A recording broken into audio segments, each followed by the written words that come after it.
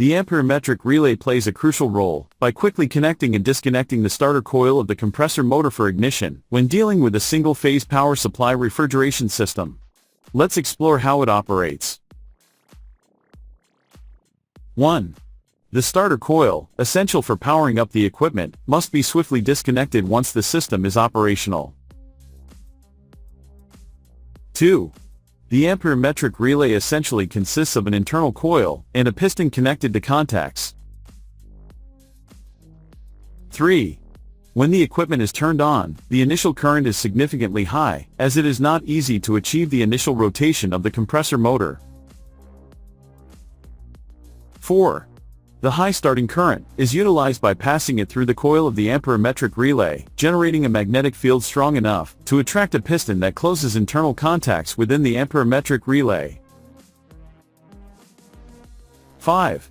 The internal contacts of the amperometric relay allow part of the current to be directed towards the starter coil of the compressor. 6. The starter coil of the motor facilitates the initial movement of the compressor. Once the compressor motor manages to rotate, the current decreases significantly, as less power is needed to keep it in motion. 7.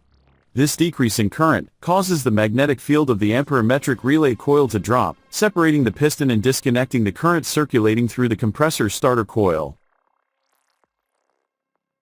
8. With the starter coil disconnected, the compressor operates solely with the working coil. 9. Some compressors require a starting capacitor, in which case, we must replace the internal bridge of the relay with a connection to the starting capacitor. 10. When the compressor needs to start, the current, before reaching the starter coil, passes through the ignition capacitor. 11. Next, we will detail how this connection is made.